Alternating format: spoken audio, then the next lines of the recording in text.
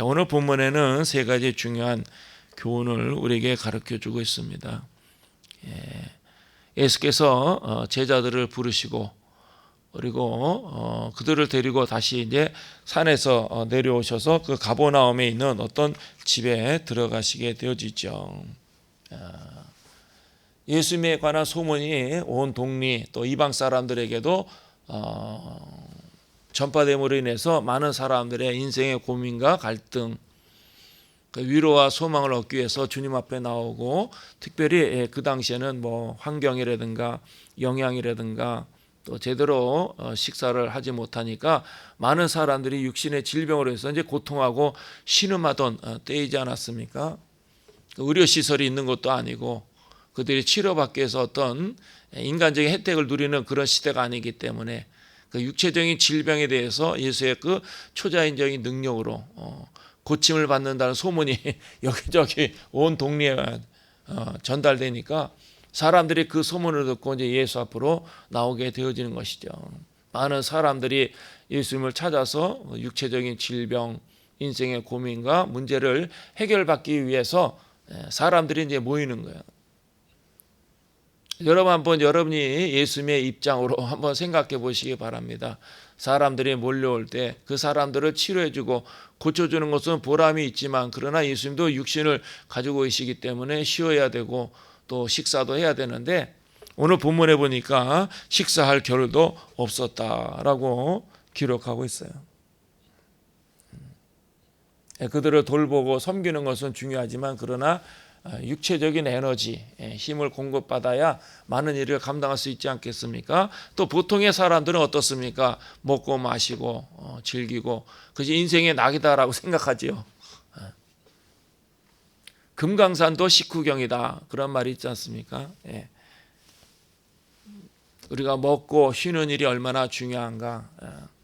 단지 그것을 목적으로 하지 않다 하더라도 우리가 삶을 유지하고 또 생존하기 위해서는 먹고 쉬는 일은 굉장히 중요한데, 예수님이 그걸 포기하고 사람들을 돌보고 섬기고 계셨다라는 것입니다.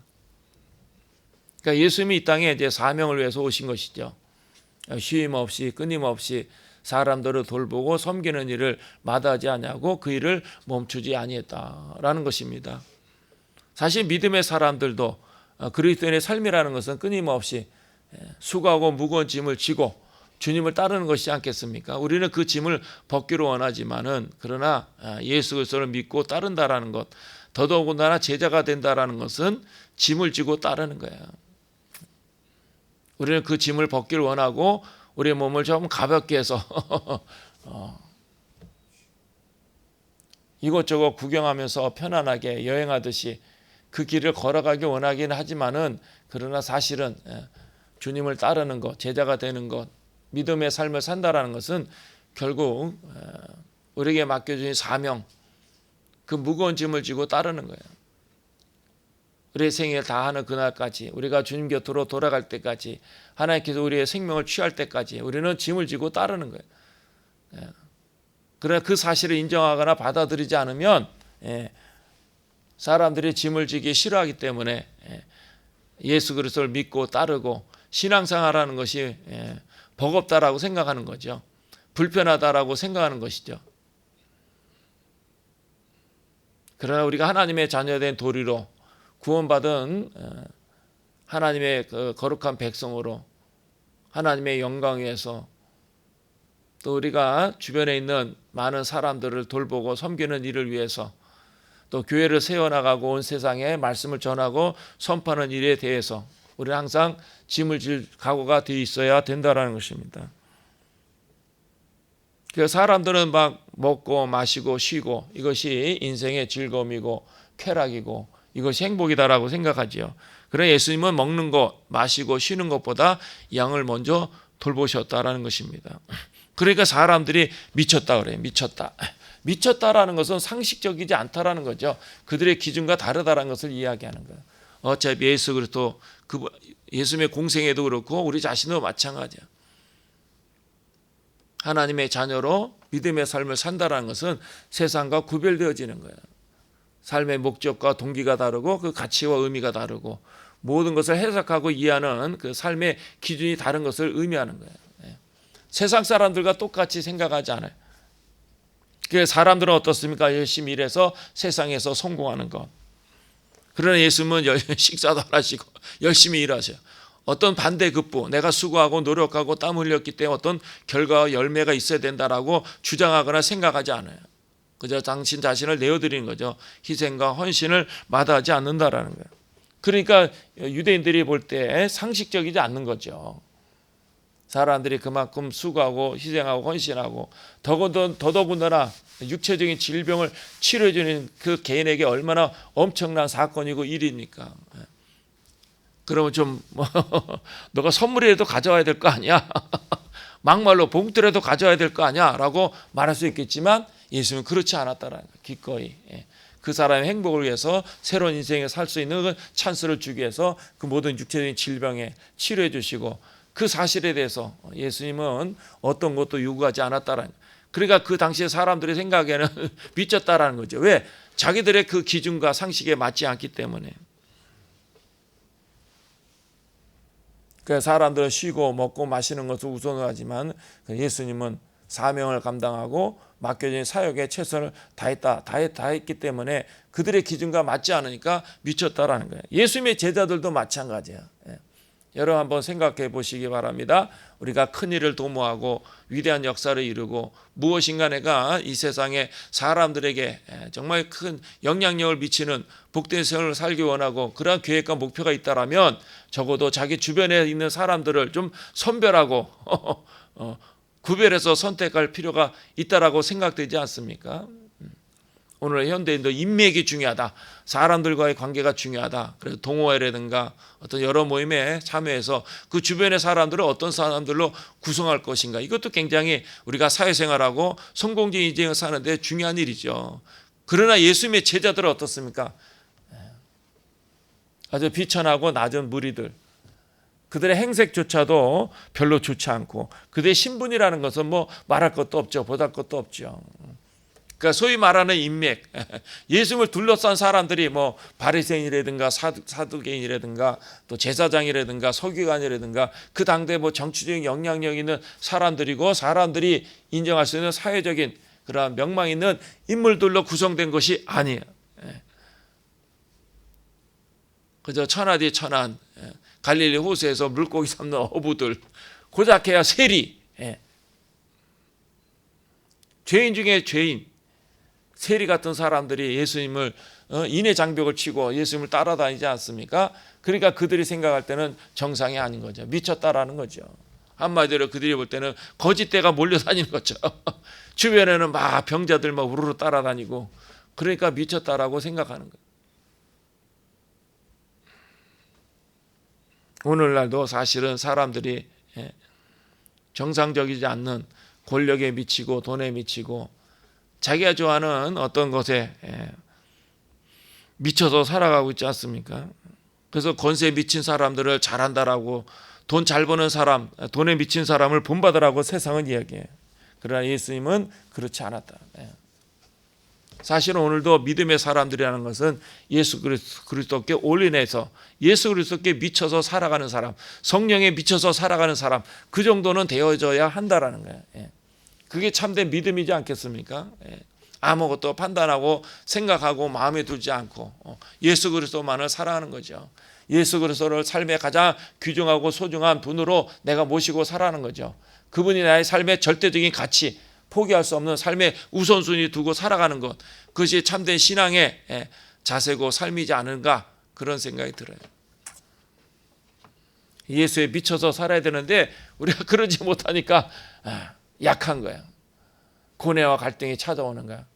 고민하고 두려워하고 괴로워하고 낙심하는 거야. 적어도 하나님의 자녀 믿음의 삶을 산다라고 하면 예수에 미쳐야 된다라는 것입니다.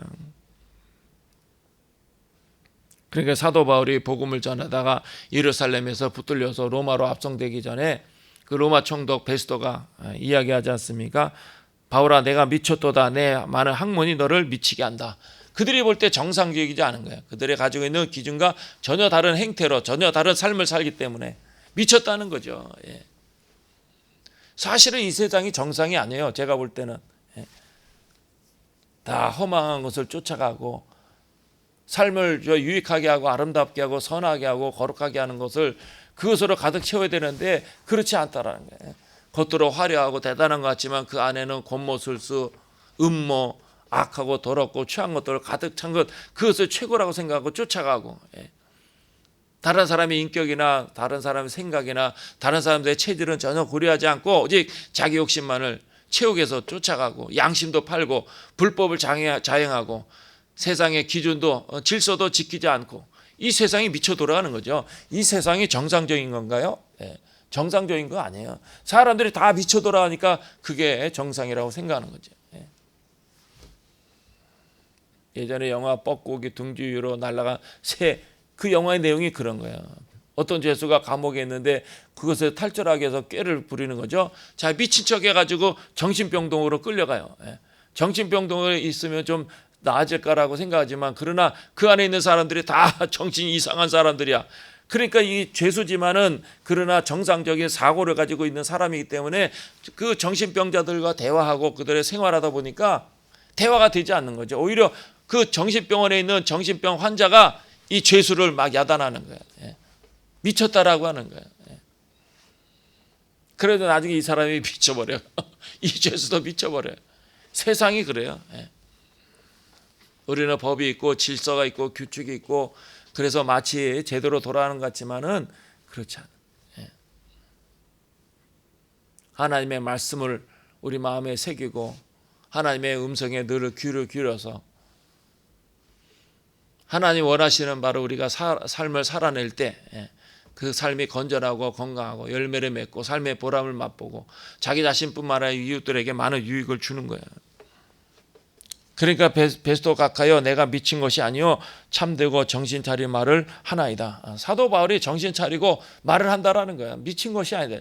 사람들이 볼 때는 사도 바울이 공부를 많이 하고 뭐 헬라 철학이라든가 히브리 문화와 전통이라든가 또 율법이라든가 많은 공부를 했기 때문에 학문이 너를 미치겠다라고 이야기하는데, 오히려 나중에 그 아그리빠 왕에게도 결박한 것 외에는 다 나와 같이 되기를 원합니다. 삶의 확신, 분명한 삶의 기준을 가지고 어떤 삶을 살아야 되는가 분명히 알았기 때문에 당당하게, 죄수의 몸이지만은 그러나 전혀 굴복되거나 위축이 되거나 눈치를 보거나 타협하는 것이 아니고 당당하게 내가 참되고 정신 차릴 말을 하고 다 나와 같이 되기를 원합니다. 예수 그리스도께 미친 사람들만이 이런 말을 할 수 있는 거죠. 이런 고백을 할 수 있는 거죠. 예수를 믿는다는 게 얼마나 신나고 즐거운가. 예수 그리스도 알아간다는 게 얼마나 감격스럽고 기쁜가. 우리만이 아니고 세상 모든 사람들도 알아야 돼. 그래서 하나님의 뜻에 순종하고 하나님의 법을 지키면 이 세상의 모든 문제가 다 사라지는 거예요. 내가 더 많이 가져야 되고 남보다 더 삶의 우위를 유지해야 되고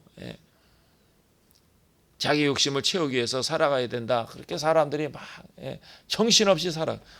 이 세상의 전쟁도 오늘날도 곳곳에 수많은 전쟁이 다 돈 때문에, 욕심 때문에, 자기 권력 때문에 그 허망한 일을 하면서 수많은 사람들이 죽어나가는 거예요.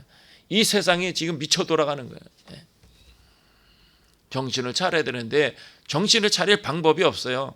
그 기준도 없고 오직 예수 그리스도 많이 우리에게 가르쳐 주신 그 생명의 말씀, 귀중한 교훈의 말씀만이 우리를 제대로 정신 차리고 똑바로 하나님을 섬기며 내 자신을 사랑하며 인생을 사랑하고 다른 사람들을 섬기며 살아갈 수 있는 거예요.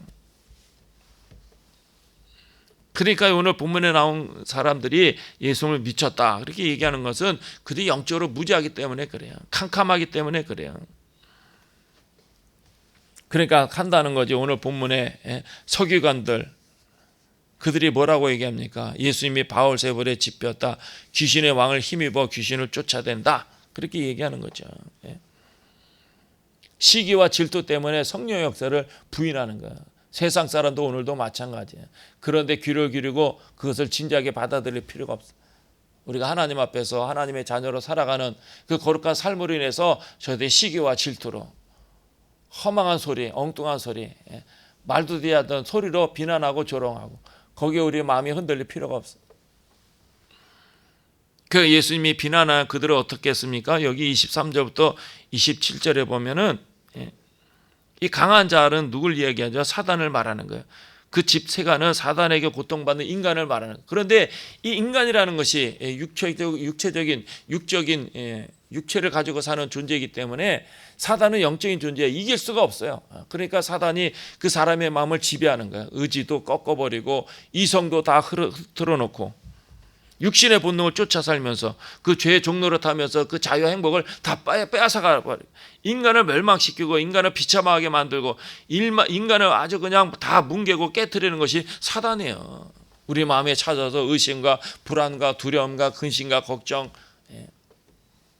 때로는 시기와 질투와 분노를 일으키는 것이 다 어둠의 세력이. 우리도 사실은 거룩한 삶을 살고 싶은 열망은 있지만 내 뜻대로 안 돼요. 내 마음대로 안 돼. 내 생각대로 안 돼. 왜? 이 사단이 인간보다 강하기 때문에. 인간은 그 사단을 이길 수가 없어요. 뛰어넘을 수가 없어요. 그 사단의 지배로부터 절대로 힘이 없기 때문에 벗어날 수가 없어요. 그러면 우리가 어떻게 살아갈 수 있느냐? 인간은 연약하고 사단은 강하지만 사단보다 더 강한 분이 누구냐? 바로 예수 그리스도. 그 주님을 내 안에 모시고 그의 음성에 귀를 기울이고 그 말씀에 약속의 말 붙잡고 주님 의지하며 갈 때 어둠은 우리에게 자기 뜻대로 자기 생각대로 우리를 몰아갈 수가 없다라는 거예요. 그게 유일한 길이에요. 내가 철저하게 예수의 정신으로 성경에 기록된 영적인 원리에 따라서 주님을 사랑하고 주의 말씀에 귀를 기울이고 주의 인도심을 받으며 살아갈 때 우리가 진정한 자유와 평강, 삶의 보람과 열매, 감격과 기쁨, 하나님을 사랑하고 나를 사랑하고 이웃을 사랑하고 내 인생을 사랑하고 고난조차도 기꺼이 받아들일 수 있는 용기와 지혜가 생기는 거예요.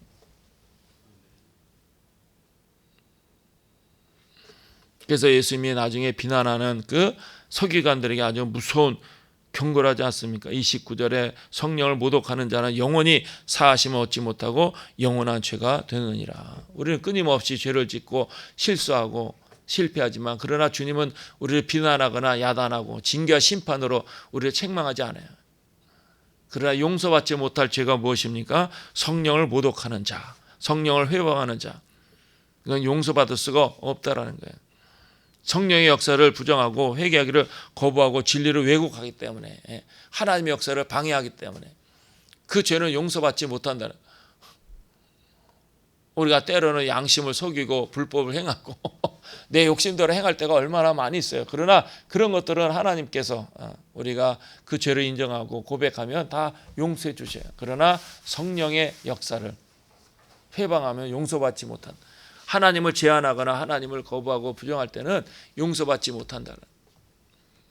우리가 짧은 생을 살면서 또 오늘 하루도 어떻게 살아야 되겠습니까? 성령의 인도하심을 받고 내가 하나님의 음성에 귀를 기울여서 그 말씀을 사모하고 사랑하고